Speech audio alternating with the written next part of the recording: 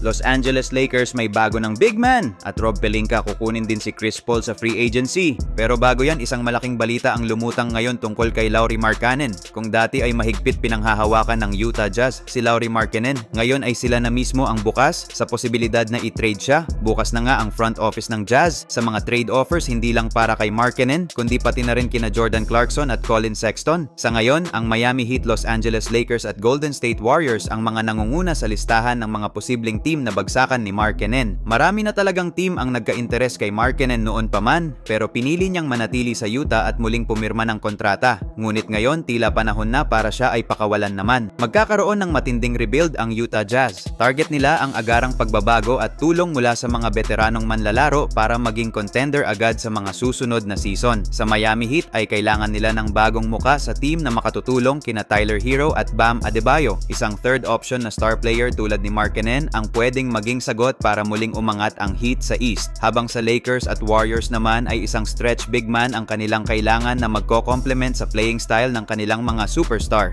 Samantala, simula nang makuha ng Los Angeles Lakers si Luka Doncic, naging prioridad na ng koponan ang pagdagdag ng isang athletic na big man na kayang tumakbo sa fast break at protektahan ang rim. Sa NBA trade deadline, nagkaroon sana ng kasunduan si Rob Pelinka para makuha si Mark Williams, ngunit nauwi ito sa wala matapos bumagsak si Williams sa medical examination. Dahil dito, inaasahang target pa rin ng Lakers ngayong off-season ang isang explosive lob threat at rim protector. Isa sa mga iniuugnay kay Pelinka ay si Daniel Gafford ng Dallas Mavericks. Ayon sa ulat ni Jovan Buhas sa kanyang Buhas Block podcast, maaaring mapilitan ng Lakers na mag-overpay kung seryoso silang kunin si Gafford at posibleng kailangang isama si Gabe Vincent, Dalton Knecht at isang first round pick para kay Gafford. May chemistry na sina Gafford at Doncic mula sa kanilang panahon sa Dallas, kaya maaaring maging pabor ito kay Pelinka dahil kilala na nila ang isa't isa sa court. Mas maliit ang risk kung kukunin si Gafford, pero kailangan pa ring pag-isipan ng mabuti ng Lakers front office kung sulit ang magiging kapalit. Sa kabilang banda, bukod sa isang rim runner big man, pinag-iisipan din ng Lakers front office na magdagdag ng veteran guards. Sa ngayon, pinag-uusapan ang posibilidad na pagkuha nila kay Chris Paul na isang ganap na unrestricted free agent ngayong off-season.